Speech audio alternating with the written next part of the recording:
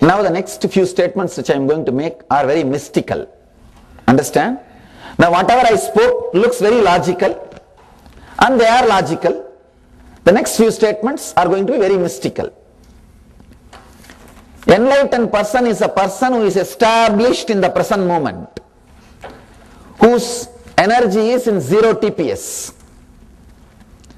He is neither lost in the future nor lost in the past. Understand? The first statement which I am making, enlightened person is a person who is established in the present. If you can bring down your TPS and establish yourself in the present, you are enlightened. One more thing, future, past, present, all these three put together only is called as eternal. Am I right? Eternal means Nitya.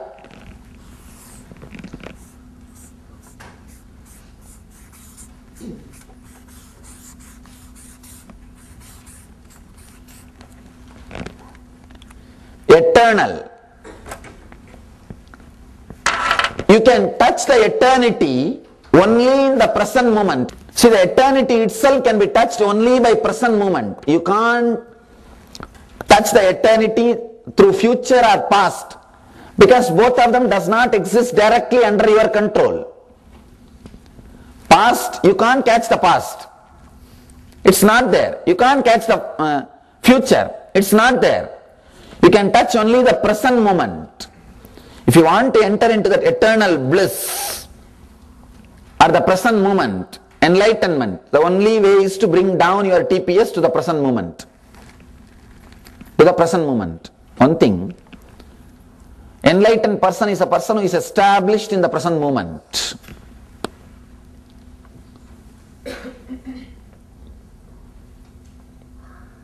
The next few statements which you need to understand.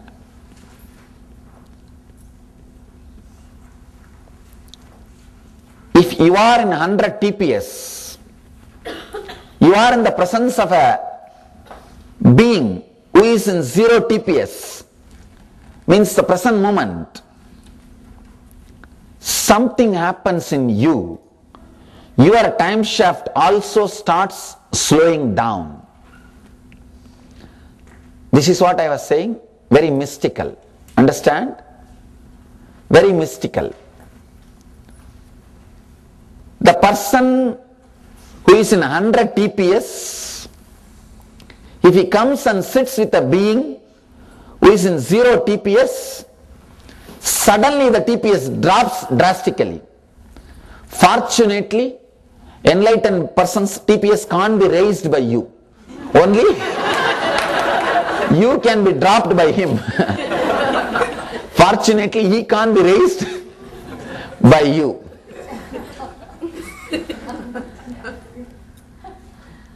Now you need to understand a little deeply how it drops.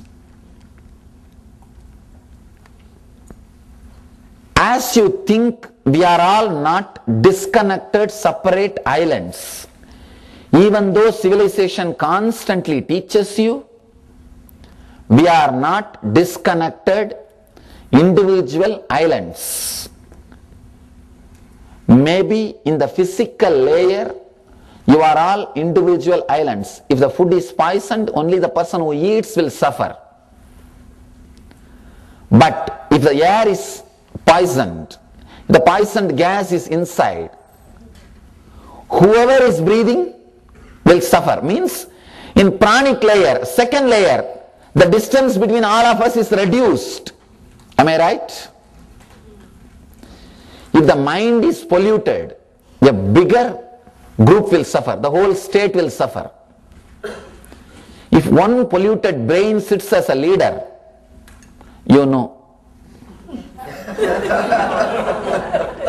Now I am not saying anything.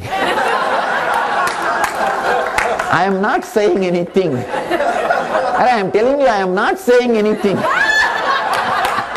Why are you thinking something and laughing? And if one corrupted brain One person who is disturbed in Manomaya Kosha, he can corrupt the whole state. On the next level, one corrupted visualization, atomic theory, corrupted visualization, it can destroy the whole planet Earth. Understand? Now let us analyze these koshas. Annamaya kosha means the physical body you have. These both are closely related, that's why I am explaining. Physical body you have is the first layer. Second is all the pranic movements. Prana means air flow, air circulation happening in you is the second layer. Air circulation is not just inhaling and exhaling. There is some more process. When I come to that layer, we will discuss about it. Your inner chattering is your third layer, mental layer. Your visualization is your fourth layer, Vijnanamaya Kosha. Your silence or peace or bliss which you rarely experience is Anandamaya, bliss layer. I can give the English words for that so that you don't have to struggle with that Anna Maya and Prana Maya and all those. This becomes a Maya, it's instead of Maya. Physical layer, first.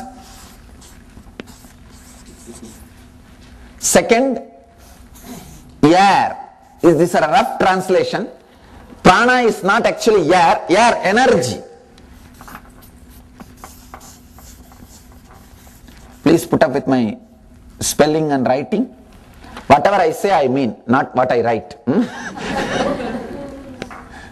Yes, I think I am okay. I am still, only this capital letter, small letter problem, that you can manage. After this enlightenment, that verbalization has completely disappeared. That's why so much of struggle this. Air energy. Then third is mental layer, inner chattering. Inner chattering is your mental layer.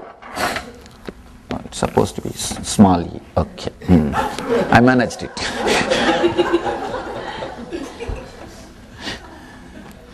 One nice thing with enlightenment is you can manage any situation.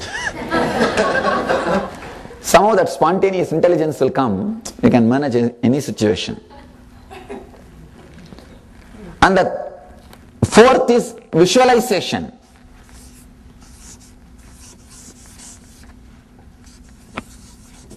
Okay. Fifth is bliss layer. Bliss or the joy which you rarely experience. You experience only blisters, not bliss.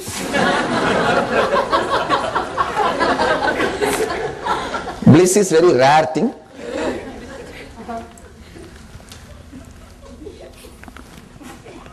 These 5 layers, maybe in the physical layer we are all individual independent islands. If your food is poisoned, only the person who eats will suffer. In air energy, the distance is little less. If the air is polluted, maybe a group of people will suffer. Mental energy, if the inner chattering is polluted, maybe the whole country under whom that person, and see, the country which is under that person or under his influence will suffer. Wrong visualization means wrong inventing. See, the inventing, discovering and all these things happens only in the visualization plan, not in mental plane. Only in this plane. Einstein says, I am successful because I did whatever I did through my visualization. I am successful because I can imagine. He is not discovered atomic theory or E equal to mc square through his logic. He says, after the truth only I developed the steps. Means it was through imagination, visualization. corrupted visualization can disturb the whole planet Earth. We are all now threatened just by that one theory, one philosophy. Today the planet Earth has got planet Earth has got atomic weapons. All countries, atomic weapons put together. You can burn planet Earth for 700 times.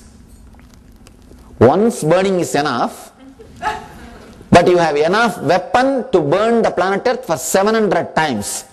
One wrong visualization, whole planet Earth can suffer. Fortunately, the bliss layer cannot be corrupted because still it is under the control of enlightened beings. Otherwise, long before the planet Earth would have disappeared, the cosmos would have perished. Fortunately, still this layer key is kept with us. It's not available for public. That is why still Earth exists. And one more thing, this is a very mystical prophecy. Don't bother, nothing, you will never perish. The global warming and all these things may come and go. It may all affect only the group of people who have created collective negativity. But never the humanity will perish. Nothing will happen to planet Earth because this layer is still completely, properly kept under the control of enlightened beings. They manage the whole situation. At some extreme points they interfere in these 3 layers, in these 4 layers. So, anyhow, all you need to understand is, you are not islands as you think. When you come under a corrupted mental layer, whether you want or not, you are suffering. Am I right? Yes. Same way, when you come under a pure mental layer person, a great leader, whether you want or not, you will have all the plus and joy and the positive things created. Am I right? Yes. Same way, whether you want or not, when you come under the presence of a person who is in the bliss layer, your TPS will come down. Are you clear about the whole thing? Whether you want or not, when you come under the presence of a bliss layer person, TPS drastically drops. That is why we say Upanishad, sitting with an enlightened being who is in the bliss layer, brings your TPS down. Because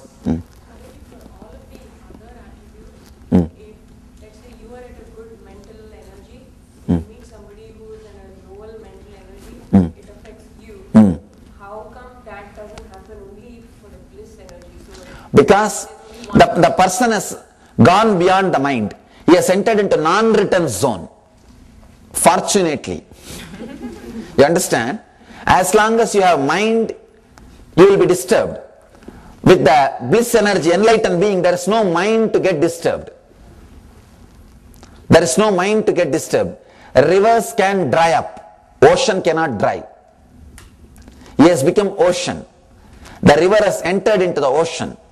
That is why, instead of somebody else affecting him, he affects everybody. Person who can't be affected by others, but who affects everybody is enlightened being. Whoever comes in his presence, they are all affected, but he never gets affected. Apuyamana machala pratishtam. How the Gita says, established in the self. Anyhow, you are clear about that? The TPS coming down happens when you sit with the master. Then you may ask, then let us sit for half an hour and go away. Why 2 days unnecessarily?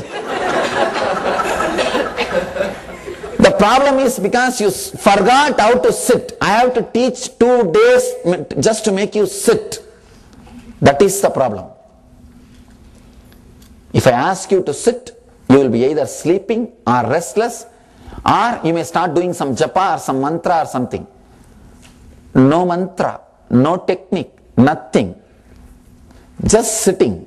You forgot the art of just sitting. In Zen they call it Zazen.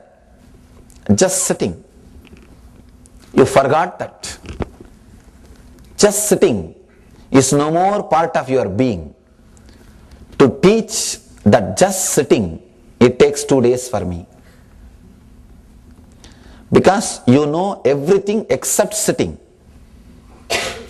except just being.